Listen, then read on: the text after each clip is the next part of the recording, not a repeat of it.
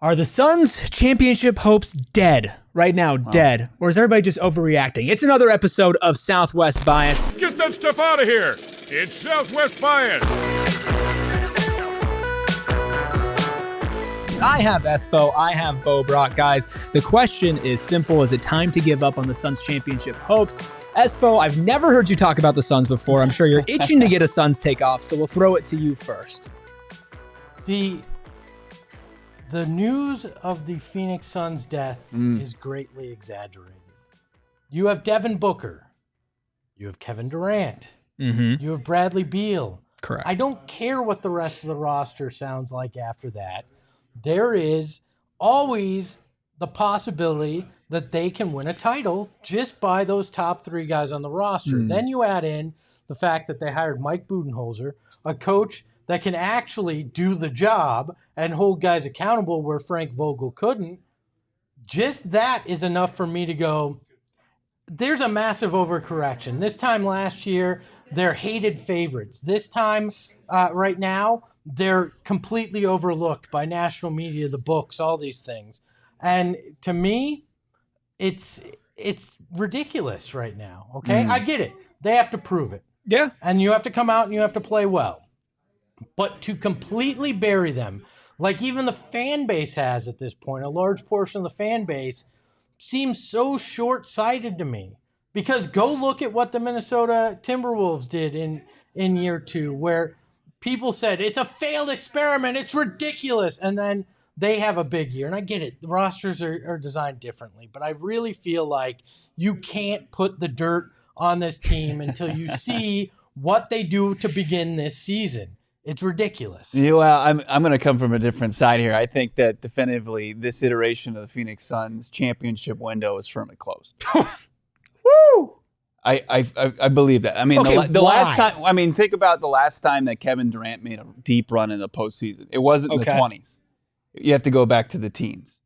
And Kevin Durant, Bradley Beal, off injured stars. It's tough to really kind of build something that's going to make a deep run. Now, I say that after we just watched the Dallas Mavericks that we all claim were dead last year at this time. Like you said, there's no way that this experiment with Kyrie and Luka was going to be successful. And it was an overwhelming success, despite what happened in the finals. But what they were able to do from a team building aspect, I don't think that the Phoenix Suns are capable of doing that. Like, I think that what you got from Kyrie and what you got from Luka, can you get that from, an over-the-hill Kevin Durant? Can you get that from an off-ender Bradley Beal?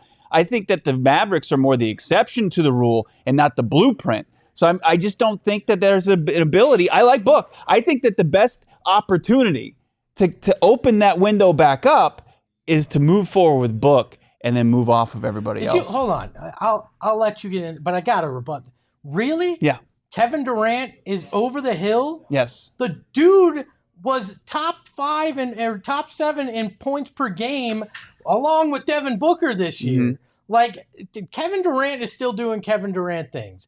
Devin Booker is still doing Devin Booker things. And when Bradley Beal was on the court, and I'll give you that he had injuries this year, he was doing Bradley Beal things. And Kevin Durant was not injured this year. Like, you're basing it off of the leg injury that he had coming back from an Achilles and a knee injury, the one time he was actually injured, and he's come back just as strong. I don't think that's a fair assessment. Well, I mean, I don't know if this is necessarily fair that I'm a gorilla that's entered the shark waters right now with Espo, right? I mean, did I come equipped?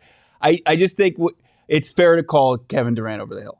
I think it's fair to say he's not in his prime anymore, but right. over the hill implies somebody who's not bringing like value, right? Like, no, I didn't say it isn't. No, but value. I think he's still going to get you the postseason. But is he going to be he can't be the best player on a championship team? Is he going to be the Robin even to Devin Booker's Batman? he is good enough to be the second best player on a championship team. And here's the thing, with the way the Suns are currently constructed, you can look at this last season and you can look at it as disappointing. I think that's completely fair, right? But the reality is the big three played 40 games together. And for any team that has seen a massive amount of success recently, including the ones that have won championships, what do they all have?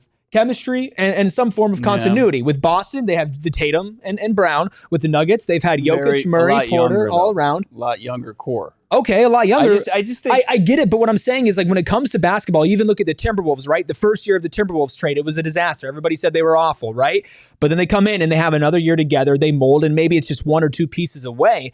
And you look at the Suns as well, you have two guys that can average nearly 30 points per game, and then another one in Bradley Beal that at one point literally averaged 30 points per game in back-to-back seasons. Now, obviously, building a roster around them is hard, and sometimes it's hit or miss, but they've also given themselves some assets to be able to move around. And I think the key to all of this is that the Suns championship window will always be open as long as Devin Booker is there and Matt Ishbia is there. Because what are they going to try to do? Go pedal to the metal and win every single year. Now, I'm not ready to close the book on the Durant, Beal, Booker part of it because, again, you saw them for 40 games. You're holding on to a bad relationship.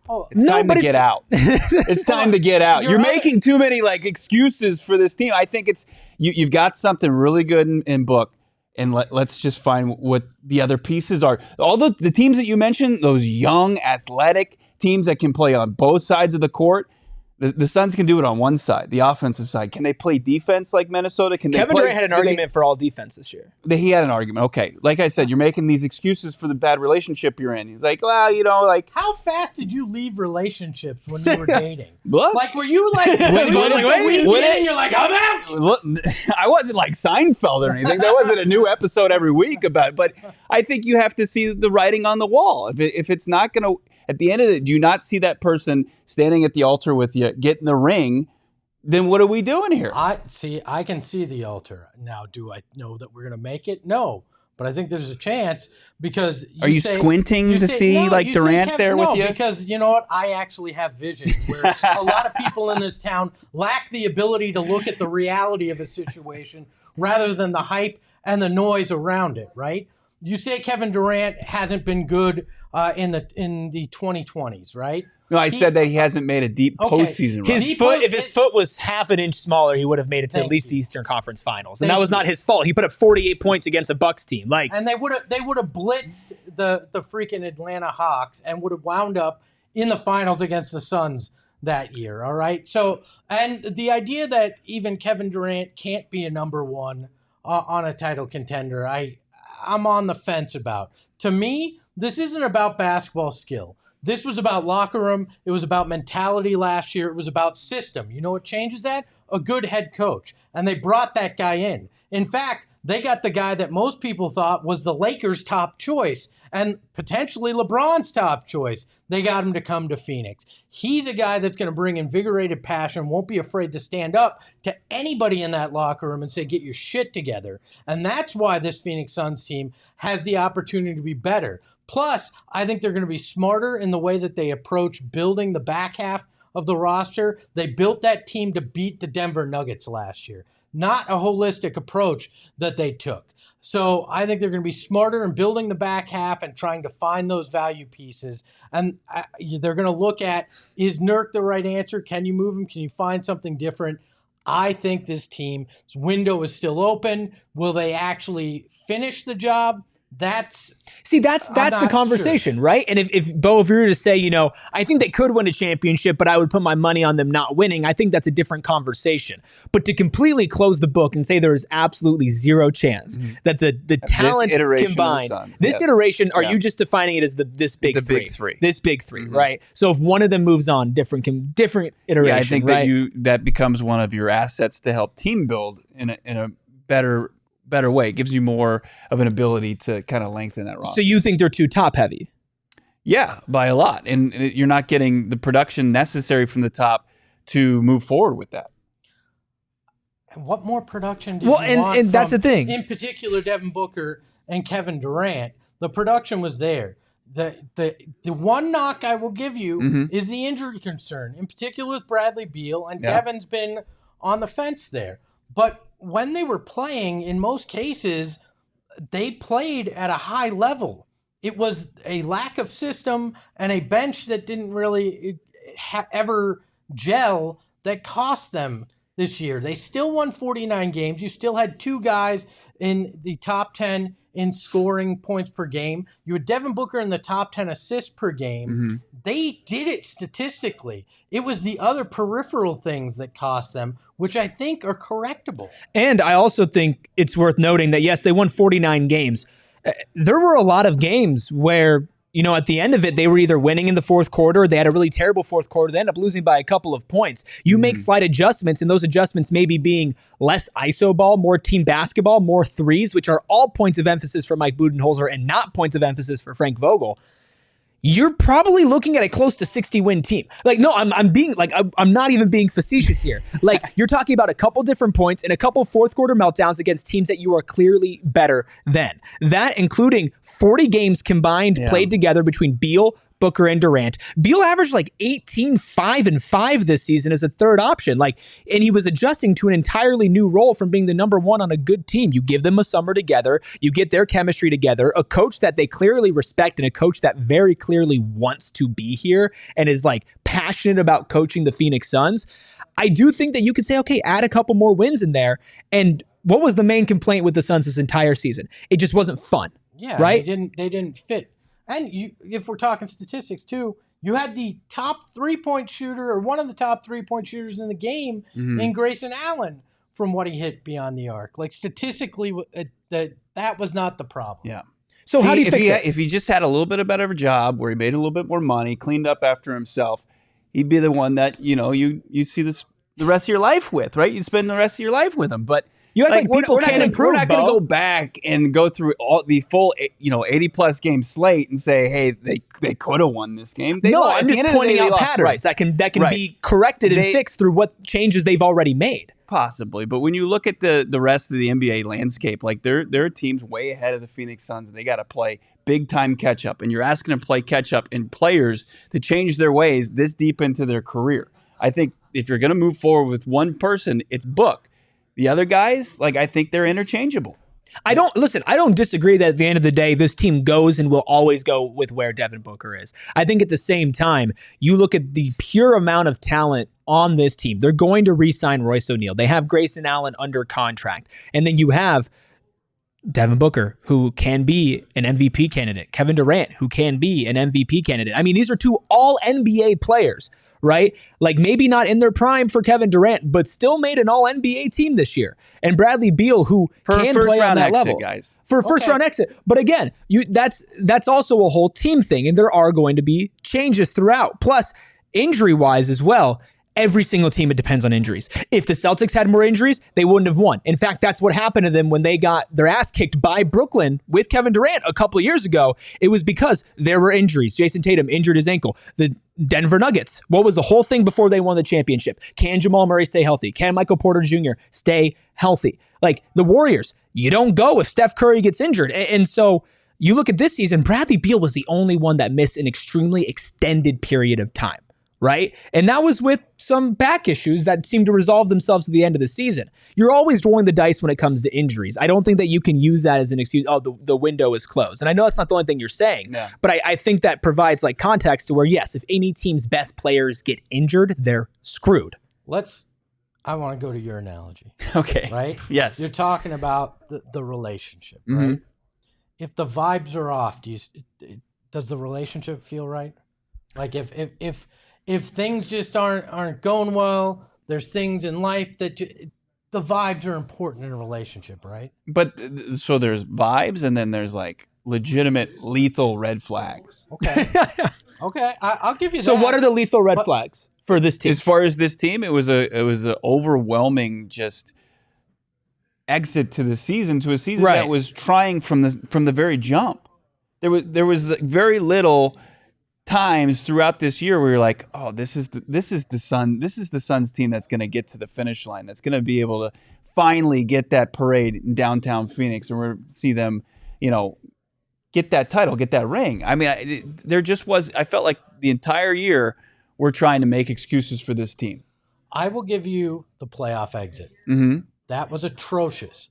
One of the most embarrassing series in Suns history.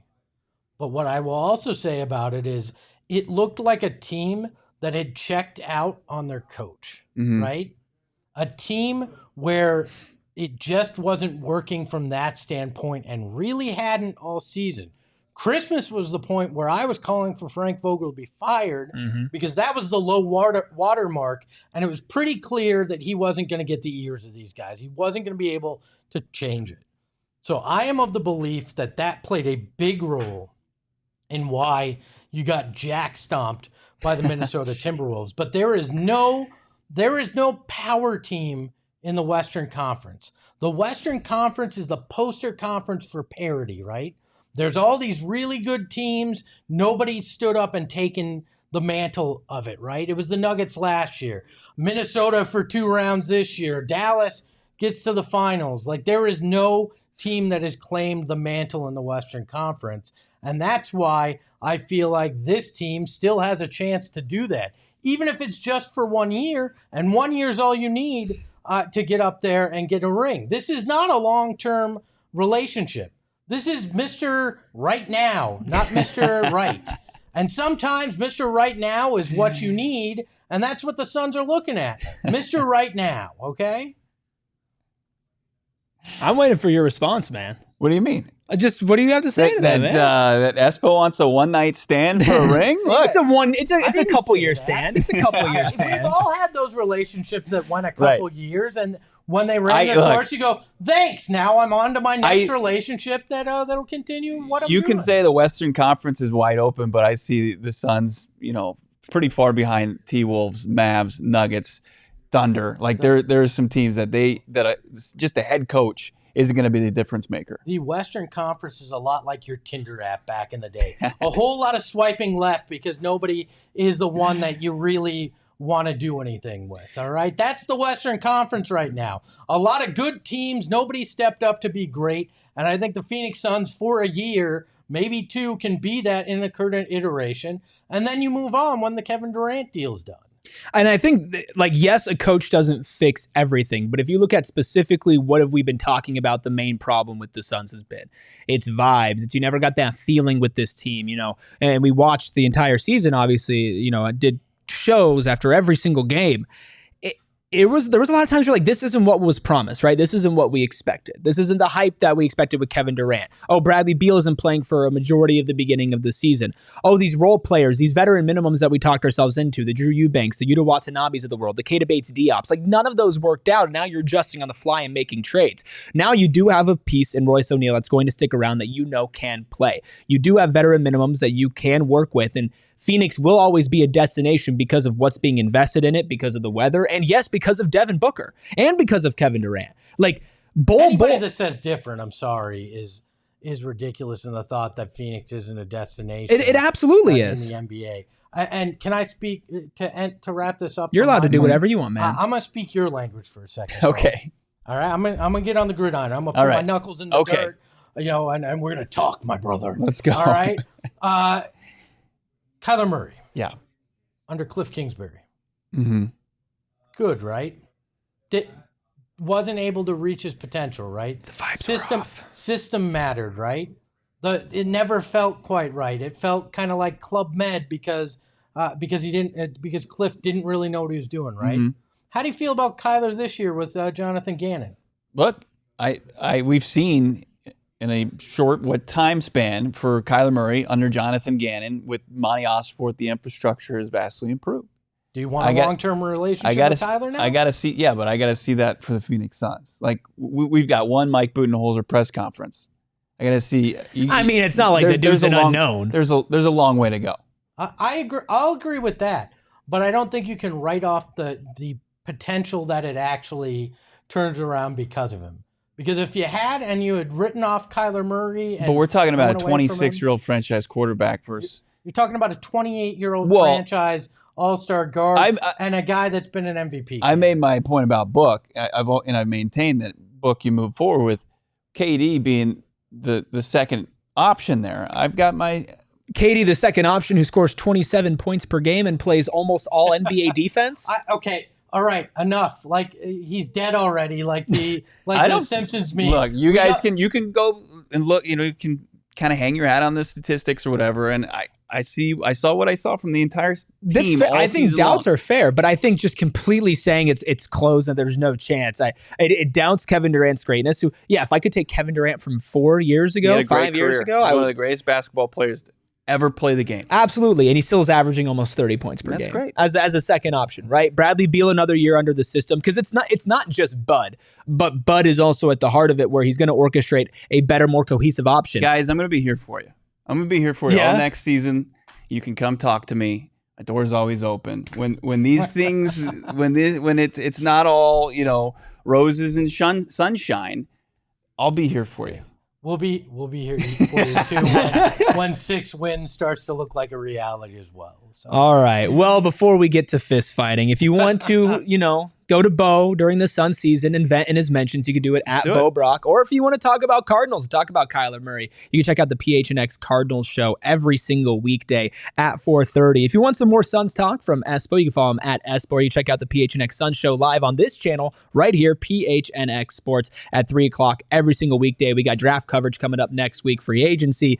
The NBA season just simply doesn't stop. Neither do we. You can check myself out on the PHNX Sun Devils show at 1:30 or 2 every single weekday. And of course, all of that right here on PHNX Sports. Hit that subscribe button. Hit that like button on this video. We will be back, and hopefully I can get you guys on some better terms. All right, it's gonna be okay. Let's go Marvin Harrison Jr. Yes, there we go. We can all agree on that. If you didn't see last week's or earlier this week's edition of Southwest Buys, we talked about MHJ, other hype prospects. Last week we did talk Kyler, and the week before that, a little Diana Taurasi, Caitlin Clark. Go ahead and check all of those out, probably in the suggested after this video. But again, subscribe, like this video, and we'll talk to you guys next week. Get that stuff out of here. It's Southwest Bias.